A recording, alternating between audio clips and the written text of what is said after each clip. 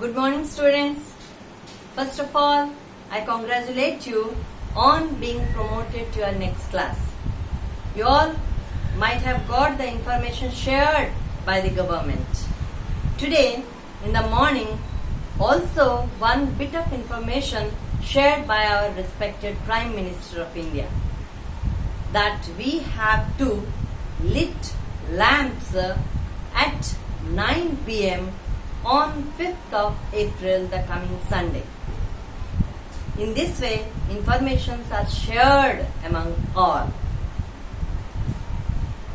Why am I uttering the term sharing very often? Yes, you understood well. That is, I want to bring you to the topic, the power sharing of class 10th from Political Science textbook. I am Mrs. Anuradha Pattnaik is in the virtual class in front of you with the chapter The Power Sharing. Children, I want to first of all show you information about two nations, two countries. These two countries are almost having same territory, same population and same ethnic diversity. Why almost same between these two countries has been taken? Because this almost sameness only will give us a true comparison, a fair comparison. The two countries under discussion are one Belgium and the other Sri Lanka. First of all, let me discuss with you the story of Belgium. Belgium is a small country in Europe. It shares its border with in the east Germany, north Netherlands, and in the southeast Luxembourg, and in the southwest with France, and in the northwest the Northern Sea. This country is having ethnic diversity. Here one more chart which gives you a representation of the ethnic diversity here. You can see in Belgium, Dutch speaking people are about 59% and French language speaking people are about 40% and German speaking people are 1%.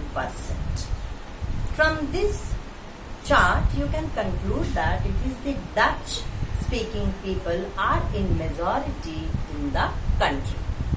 But when we go to Brussels, the scenario is something different. Brussels is the capital of Belgium. Here, out of the total population of the Brussels, about 80% of people speak French and 20% of people speak Dutch. So, it is quite clear that in the country of Belgium, it is the Dutch who are in majority. Then, what is the area of clash? The area of conflict is here that Dutch, who are the majority in the country, they are underprivileged. The facilities and privileges of education and many other came much later to them. While French, who are minority, but they are relatively rich and powerful than the Dutch. This area of conflict, it was handled by Belgium in a very effective way. Then let us see how did the Belgium government took this problem and responded. The Belgium government responded it in a very constructive way. The approach was very constructive. Here I am showing you that they have adopted the approach of power sharing. To make power sharing and to make the people of the Belgium to live in their own country happily, some of the measures they took. The first one is that the constitution was amended 4 times to enable the people to live happily in their own country. The second, the central government gave much of its power to the state government also. In the central government, the number of representatives from French community is equal to the number of representatives from Dutch community. That means ministers of French community equal in number to the ministers of Dutch community. There is also a provision of community government. In this community government, ministers from 3 language communities are taken in equal number.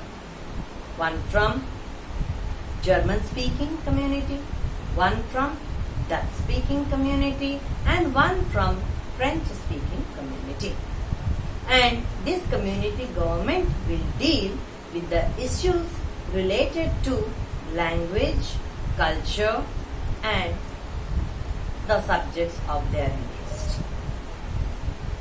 And there is a provision of separate government for Brussels, the capital of Belgium. There are also the number of ministers of French speaking and Dutch speaking equal in number.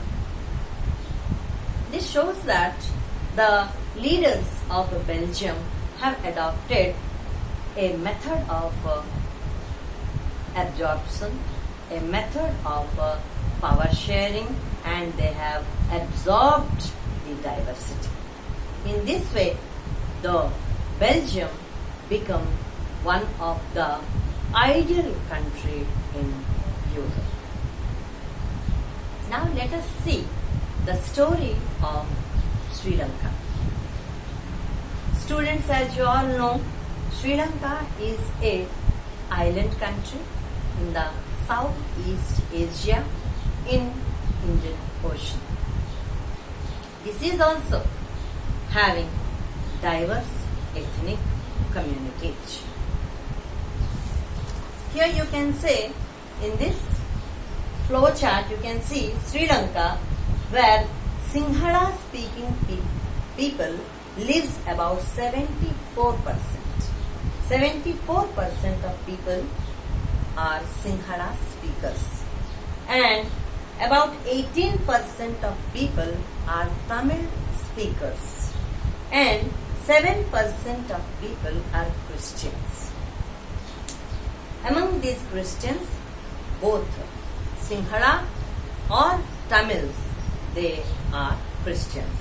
And in this Tamils, who are about 18%, there are both native Tamils and Indian Tamils. Now let us see what is the approach of Sri Lankan government to this diverse communities and how did they adopted power sharing. You will see that Sri Lanka got its independence in the year 1948. Since then, it had adopted some of such policies which clearly manifested that it is adopting majoritarianism. Some such policies, out of which the one is that an act was passed in the year 1956, and this act prominently spoke that Sinhala is the official language. From this, we can understand that there is a priority and preference given to the Sinhala speaking people, disregarding and ignoring the respect of Tamil speakers. Similarly, the government also announced that Buddhism, the religion Buddhism, will be fostered and protected by the government, similarly ignoring the importance of other religions. Now, students, surely when here power is not shared, here these steps clearly indicate that Sri Lanka, the government of Sri Lanka wants to impose the superiority of the majority on the minority. Then, what is the result of it? The result of it is the civil war. Civil war began in 1980s to 1993. About 25 years civil war that stagnated the development of Sri Lanka. During this period, much bloodshed and many casualties also had occurred. In this way, power sharing, when it is not adopted, it will result definitely alienation of the same citizens in their own country. Because in Sri Lanka, Tamils felt alienated in their own country and they demanded for a creation of a separate Tamil elam. Thus the gap between the Sinhalas and Tamils widened, increased. So, from this story we understood that when in a country power is not shared, or when majority is not ready to share power with the minority, then definitely it undermines the unity of the country. Thus, Belgium has a very bright ending. The story ended in a very bright way or a happy way. But the story of Sri Lanka ended in a negative way because it has not adopted power sharing. From this entire discussion, it is now very obvious to all of us that power sharing is the very spirit of the democracy. Now let us see why power sharing is desirable. The answer is power sharing is desirable basically for two main reasons. The first is the prudential reason. Prudential means precautionary. Yes, you are all correct. Power sharing is essential to reduce the chances of conflict among the different social groups. Best example in India is that the Indian government has reserved constituencies. It has reserved constituencies for women and some minorities. Thereby, it shares power with the minority and avoids any kind of clash, because power sharing minimizes and reduces the clashes. The second ground is the moral ground. Power sharing is very desirable because it is the very spirit of the democracy.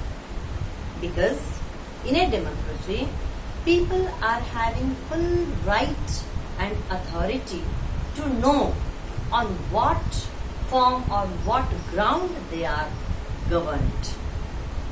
The best example of it is the local self-government. The state government shares some of its power with the local self-government. Thereby, the local people directly participate in the government, and it surely reduces the clashes, and thereby the real meaning of democracy materializes. Students, thereby I come to the end of fragment 1 of that chapter, Power Share. In my next video, I will show you and share with you the new information on the different forms of the power share. Until then, stay safe at home and keep social distancing by keeping at home and keep learning, students. Thank you. Have a good day.